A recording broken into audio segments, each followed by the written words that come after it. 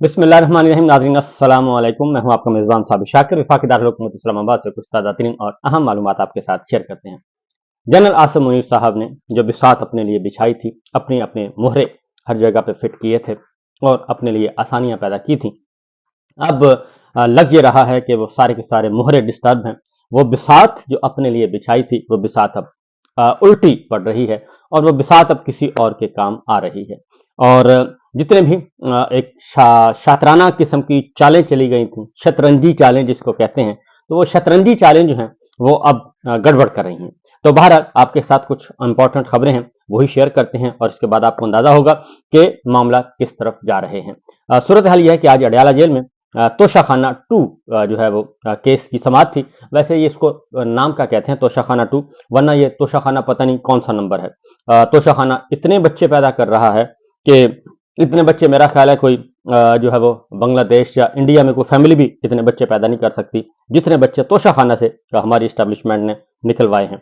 तो बहरहाल सूरत हाल ये है कि तोशाखाना में आज बुशरा बीबी जो है वो आज समाअत के मौके पर मौजूद नहीं थी। आज वो अडयाला जेल नहीं गई, जिस पर जो जज साहब हैं वो काफ़ी नाराज हुए और उन्होंने कहा कि ये दुरुस्त नहीं है तरीका। और अदालत में आज इस्तगासा के गवाह जो है तलत का बयान भी रिकॉर्ड किया गया और वकला जो हैं वो भी काफ़ी नाराज थे बुशरा बीबी के ना आने की वजह से। हालांकि कोई उसमें सच ऐसी कोई बात नहीं थी और मजमूई तौर पर जी 5 मजीद गवाहों को तलब कर लिया गया है। और इसमें अदालत ने मोहम्मद शफकत को, कैसर को, उमर सद्दीक को और मोहसिन को और फ़हीम को बयान रिकॉर्ड करने के लिए बुलाया है।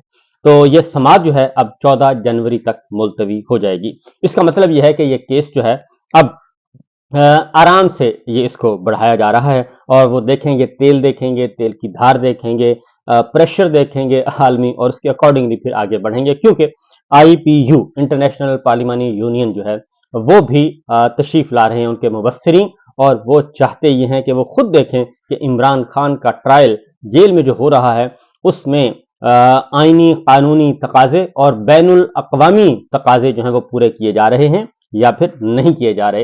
ये पॉलिटिकल विक्टिमाइजेशन केस है या नहीं है, तो आप खुद अंदाजा कर लें कि जब IPU के लोग आएंगे तो वो देखेंगे तो क्या सूरत हाल होगी, क्योंकि वो मुबस्सरीन के तौर पे आ रहे हैं और इंटरनेशनल मुबस्सर होंगे, ऑब्जर्वर्स होंगे, और वो फिर अपनी रिपोर्ट भी सबमिट करेंगे और उन्हीं की रिपोर्ट को दुनिया तस्लीम करेगी।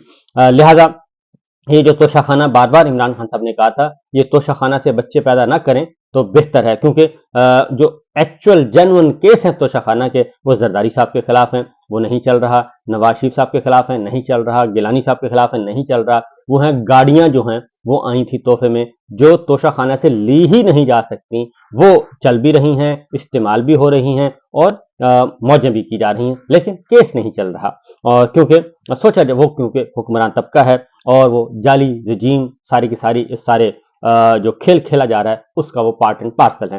तो बहरहाल ये तो हो गया जी पहला केस। अब दूसरा आते हैं सुप्रीम कोर्ट ऑफ पाकिस्तान की तरफ, आपको लेके जाते हैं, और वो है फौजी अदालतों में सिविलियंस का ट्रायल। बहुत शौक था DGISPR साहब को इस बारे में बयानियां बनाने का, बहुत शौक था इंतशारी फसादी कहने का, बहुत शौक था कि मुआफियां मांगी जाएं, बहुत शौक था कि अपनी अथॉरिटी को एस्टेब्लिश करने का बहुत शौक था।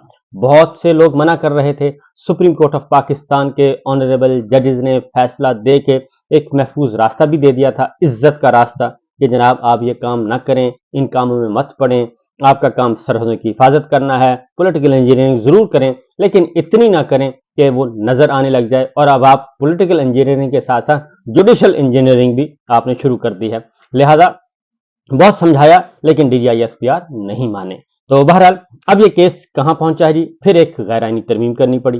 पहले गैर आईनी निज़ाम, चोरी का निज़ाम कायम करना पड़ा, फिर गैर आईनी तरमीम करनी पड़ी, फिर गैर आईनी तरमीम के जरिए एक आईनी बेंच सो कॉल्ड बनाना पड़ा और सो कॉल्ड बेंच बना के अब उनके हवाले किया हुआ है फौजी अदालतों में सिविलियंस का ट्रायल। सजाएं सुना दी गई हैं।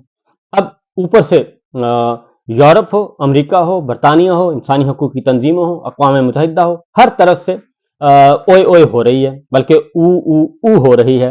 और वो फुल स्पेल के साथ आ रहे हैं कि जनाब ये बिल्कुल गलत है। सिविलियंस का ट्रायल फौजी अदालतों में हो ही नहीं सकता। ये फौजी ट्रिब्यूनल्स कहलाते हैं, یہ صرف فوجی افسروں کے لیے ہوتے ہیں، فوجی اہلکاروں کے لیے ہوتے ہیں، وہ بھی انٹرنل ڈسپلن کے لیے ہوتے ہیں۔ ادروائز جو کرمنل کیسز ہیں وہاں پہ یہ عدالت کا کوئی تصور نہیں ہے، لیکن زبردستی کر دیا گیا، تو اس کی اب سماعت ہو رہی ہے۔ 4 دن ہو گئے ہیں اور 4 دن میں سے کوئی ایک دن بھی کوئی اچھی خبر نہیں ملی DGISPR کو، اور اس میں جسٹس مسرت ہلالی صاحب نے کہا کہ 9 مئی کے مقدمات میں ساری دفعات انسداد دہشت گردی ایکٹ کی لگی تھیں، تو پھر نہیں معلوم پھر ان دفعات پر فوجی ٹرائل کیسے ہو گیا۔ یعنی دفعات آپ لگا رہے ہیں ATA کی، اور اس کے لیے موجود ہیں عدالتیں، انسداد دہشت گردی کی عدالتیں موجود ہیں، اور وہاں پہ مقدمات بھی چل رہے ہیں، اور گو کہ وہ جھوٹے مقدمات ہیں لیکن پھر بھی چل رہے ہیں، اور وہی فورم ہے، اس میں سینیٹر اعجاز چودھری صاحب ہیں، ڈاکٹر یاسمین راشد ہیں، عمر صفا چیمہ ہیں، اور آپ کے میاں محمود رشید صاحب ہیں، عمران خان صاحب ہیں، شیخ رشید صاحب ہیں، بے شمار جو ہیں علیمہ خان صاحبہ ہیں، بے شمار لوگ ہیں، سینکڑوں افراد کے خلاف مقدمے ادھر ATA میں چل رہے ہیں۔ تو یہ جو آپ کو کیا شوق چرایا کہ 103 مقدمات، 100 کچھ مقدمات اٹھائے اور آپ نے شروع کر دیے فوجی عدالتوں میں فوجی عدالتیں لگا کے، تو جسٹس امین الدین کی سربراہی میں یہ بینچ کام کر رہا ہے جی، اور جسٹس امین صاحب بالکل خاموش ہیں، اور ایسے لگ رہا ہے کہ ان کے منہ میں زبان نہیں ہے۔ باقی آنریبل ججز ہیں وہ سوالات اٹھا رہے ہیں، جسٹس مسرت ہلالی ہیں، جسٹس مظہر ہیں، جسٹس منتخیل ہیں، وہ سوالات اٹھا رہے ہیں، اور بھرپور طریقے سے جسٹس نعیم ہیں۔ اور کل جب سماعت ختم ہوئی تھی تو انہوں نے کہا تھا کہ ہم آپ کو سوالات کا ٹوکرا دے رہے ہیں، یہ اس ٹوکرے میں جتنے بھی سوالات ہیں ان کے جوابات کل لے کے آئیے گا۔ تو جسٹس مسرت ہلالی نے یہ کہا کہ جو افسر ٹرائل چلاتا ہے کورٹ میں وہ خود فیصلہ نہیں سناتا، ٹرائل چلانے والا افسر دوسرے بڑے افسر کو کیس بھیج دیتا ہے، وہ فیصلہ سناتا ہے، جس افسر نے ٹرائل سنا ہی نہیں وہ کیسے فیصلہ دے دیتا ہے۔ یہ انہوں نے امپورٹنٹ کوشچن اٹھایا۔ جسٹس منتخیل نے کہا کہ کیا ٹرائل کرنے والے آرمی افسر کو اتنا تجربہ اور عبور ہوتا ہے کہ سزائے موت تک سنا دی جائے؟ انہوں نے کہا کہ ملٹری کورٹ میں ٹرائل کے طریقہ کار پر مطمئن کریں عدالت کو۔ جسٹس جمال خان منتخیل نے کہا کہ مجھے 34 سال شعبہ قانون میں ہو گئے مگر پھر بھی خود کو ماہر نہیں سمجھتا، کیا اس آرمی افسر کو اتنا تجربہ اور عبور ہوتا ہے کہ سزائے موت تک کی سزا وہ سنا دے، اور یہ کیسے ممکن ہے؟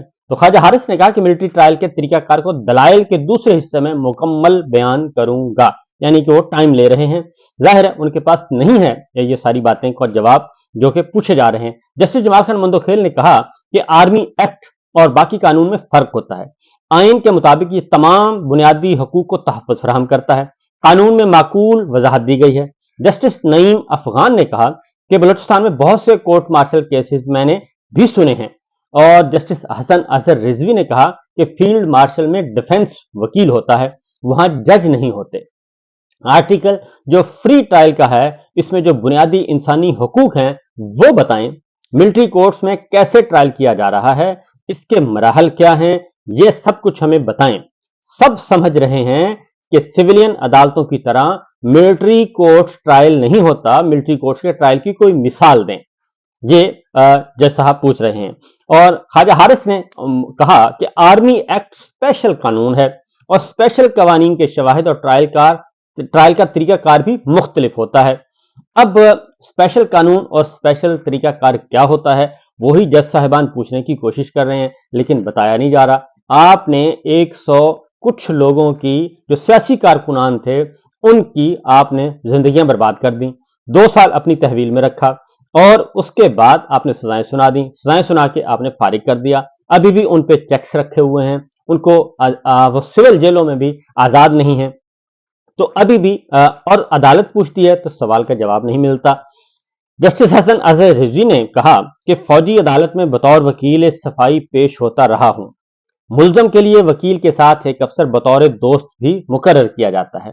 جسٹس جمال خان نے کہا کہ کیا فوجی عدالت میں بیٹھا افسر اتنا پرفیکٹ ہوتا ہے کہ وہ اتنی سخت سزا کا تعین کر سکے؟ کیونکہ فوجی افسران کیا ہیں، فوجی افسران کی کاکول اکیڈمی سے وہ آتے ہیں، کاکول اکیڈمی سے وہ کس چیز کی تربیت لیتے ہیں، اس کے بعد ان کی آگے ایکسرسائز شروع ہو جاتی ہے، کوئی توپ خانہ میں چلا جاتا ہے، کوئی ٹینک خانہ میں چلا جاتا ہے، کوئی جہاز اڑاتا ہے، کوئی نیوی میں چلے جاتے ہیں، اور یہ سارے کے سارے، اور کوئی اپنے میزائل ٹیکنالوجی میں چلے جاتے ہیں، کوئی فلاں ویپن، کوئی فلاں ہتھیار چلاتا ہے، تو یہ ہوتا ہے جی سارا۔ اور پھر اس میں جو جنگ سے ریلیٹڈ جو ہیں چیزیں ہیں، لڑائی سے ریلیٹڈ وہ سیکھی جاتی ہیں. تو قانون کی تعلیم پلس عدالت لگانا، پھر شواہد اکٹھے کرنا، قانون شہادت، یہ ساری چیزیں یہ کیسے ممکن ہے؟ وہ یہ کہہ رہے ہیں کہ یہ اتنا پرفیکٹ فوجی افسر، میجر جنرل، کرنل یہ کیسے ہو سکتے ہیں کیونکہ وہ اس فیلڈ کے نہیں ہوتے. جسٹس مندوخیل کہہ رہے ہیں کہ مجھے 34 سال ہو گئے ہیں، میں ابھی اپنے آپ کو طالب علم سمجھتا ہوں. کیونکہ یہ ہم نے بھی سنا ہے، جب ہم نے بھی دیکھا ہے کہ جب ہم اپون کورٹ میں کر رہا ہوتا تھا کوریج، تو وہ پوچھتے ہوتے تھے اور وہ بکس لاتے تھے. اگر کوئی ریفرنس آتا تھا تو باقاعدہ طور پہ کتاب دی جاتی تھی جج صاحبان کو کہ یہ ہے فلاں فیصلہ، تو وہاں پڑھ کے سمجھا جاتا تھا. تو جسٹس مسرت ہلالی نے کہا کہ خواجہ صاحب آپ نے کوئی مثال دی تھی کہ امریکہ میں بھی فوجی ٹرائل ہوئے، اگر کسی اور ملک میں ایسا ٹرائل ہوتا تو جج کون ہوتا ہے؟ جسٹس محمد علی مظہر نے کہا کہ پوری دنیا میں کورٹ مارشل میں افسر ہی بیٹھتے ہیں. خواجہ حارث نے کہا کہ کورٹ مارشل میں بیٹھنے والے افسران کو ٹرائل کا تجربہ حاصل ہوتا ہے. تو اس پر جسٹس محمد علی مظہر نے کہا جج صاحبہ پوچھ رہی ہیں ان افسران کی قانونی قابلیت بھی ہوتی ہے یا نہیں؟ اصل معاملہ یہ ہے کہ وہ لاء کی ڈگری پڑھتے ہیں، کیونکہ جب آپ لاء کے طالب علم ہوتے ہیں تو اس میں باقاعدہ طور پہ ڈیمو ہوتا ہے، آپ کو کیس دیے جاتے ہیں ڈمی کے طور پہ کہ جی آپ بتائیں، یہ آپ کے سامنے سرکمسٹانسز ہیں، آپ فیصلہ سنائیں. تو کیا آپ نے بھی ایسا کچھ کیا ہے؟ تو جسٹس مسرت ہلالی نے کہا کہ اگر اجازت ہو تو میں خود سوال پوچھ لوں. انہوں نے کہا کہ ایک آرمی چیف کے طیارے کو ایئرپورٹ کی لائٹس بجھا کر کہا گیا ملک چھوڑ دو. اس واقعے میں تمام مسافروں کو خطرے میں ڈالا گیا. یعنی نواز شریف صاحب طیارہ ہائی جیکنگ کیس کی بات ہو رہی ہے. خواجہ حارث نے جواب دیا کہ جو بندہ جہاز میں موجود نہیں تھا وہ ہائی جیک کیسے کر سکتا تھا؟ جسٹس مسرت ہلالی نے ریمارکس دیے اس جہاز میں تھوڑا سا ایندھن باقی تھا، پھر بھی رسک پر ڈالا گیا. یعنی اب آپ اندازہ کریں کہ نواز شریف صاحب کو اس وقت یہ ٹرائل کون کر رہا تھا؟ ڈیفنس منسٹری کر رہی تھی، اور ان کو سزا بھی سنائی گئی اس وقت. اور آج کا جی ایچ کیو، آج کا جو ڈیفنس منسٹری ہے، آج کیا کہہ رہی ہے؟ آج اس طیارہ ہائی جیکنگ کو ڈیفینڈ کر رہی ہے، اس طیارہ ہائی جیکنگ کو ڈیفینڈ کر رہی ہے، مین ایکیوزڈ کو. تو خواجہ حارث صاحب نے کہا جو بندہ جہاز میں موجود نہیں تھا وہ ہائی جیک کیسے کر سکتا ہے؟ وہ پلانر تو ہو سکتا ہے، وہ حکم دے سکتا ہے، اس کا حکم چل رہا تھا. جسٹس مسرت ہلالی نے ریمارکس دیے کہ اس جہاز میں تھوڑا سا ایندھن باقی تھا، پھر رسک پر ڈالا گیا. خواجہ حارث نے موقف اختیار کیا میں یہاں سیاسی بات نہیں کروں گا، مگر بعد میں سپریم کورٹ نے جائزہ لیا تھا، سپریم کورٹ نے تسلیم کیا تھا کہ جہاز میں کافی ایندھن باقی تھا. اب اس پہ آ رہی ہے بات. جسٹس مسرت ہلالی نے ریمارکس دیے کہ اس ایک واقعے کے باعث ملک میں مارشل لا لگ گیا، اور مارشل لا کے بعد بھی وہ ٹرائل فوجی عدالت میں نہیں چلا. خواجہ حارث نے کہا کہ ہائی جیکنگ آرمی ایکٹ میں درج نہیں تو اس لیے وہ ٹرائل فوجی عدالت میں نہیں چل سکتا. یہ دیکھیں ستم ظریفی دیکھیں جناب کہ اس وقت اپنے آرمی چیف کو ہائی جیک کرنے والے کو مین اکیوز تھا وہ، اور آج اس کا بھی وہ جسٹس مسرت ہلالی کہہ رہی ہیں اس کا مقدمہ بھی آپ نے فوجی ٹرائل نہیں کیا. تو آج اسی ہائی جیکر پلانر کو آج کی وزارت دفاع، آج کے آرمی چیف، ظاہر ہے یہ آرمی چیف کے انڈر ہیں، وہ دفاع کر رہے ہیں نواز شریف صاحب کا. کیسی بات ہے جناب. جسٹس امین الدین نے کہا کہ چلیں اس نقطے پر فرق واضح ہو گیا، آگے چلیں. تو جسٹس امین نے پھر اس کو کیا کیا؟ وہ بیل آؤٹ کیا. جسٹس امین صاحب نے کہا کہ آگے نکلتے ہیں کیونکہ یہاں پہ ذرا معاملہ گڑبڑ ہو رہا ہے.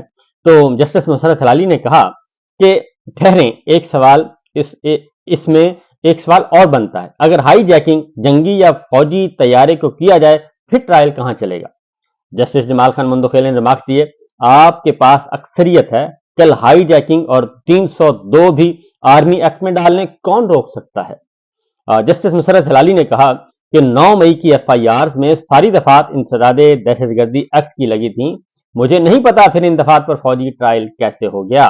اٹارنی جنرل نے عدالت کو بتایا کہ ملٹری کورٹ صرف ان ملزمان کو لے کر گئے جن کی جائے وقوع پر موجودگی ثابت تھی، ویسے تو ملزمان کی تعداد 5000 سے زیادہ تھی. تو دوران سماعت وزارت دفاع کے وکیل خواجہ حارث کے دلائل آج بھی مکمل نہ ہو سکے اور کیس کی سماعت پیر تک کے لیے ملتوی کر دی گئی. تو یہ صورتحال ہے جناب، یہ سچویشن ہے. آپ نے دیکھ لیا کہ بدلتا ہے رنگ آسماں کیسے کیسے. General Pervez Musharraf chief of army staff کے طیارے کو ہائی جیک کرنے والے اس وقت کے ملزم بلکہ مجرم کو آج کے army chief general Asim Munir defend کر رہے ہیں اپنے وکیل خواجہ حارث کے ذریعے۔ تو یہ ہے ستم ظریفی، جسے کہتے ہیں یو ٹرن۔ فرد قائم ربط ملت سے ہے تنہا کچھ نہیں، موج ہے دریا میں بیرون دریا کچھ نہیں۔ اجازت دیجیے، اللہ حافظ۔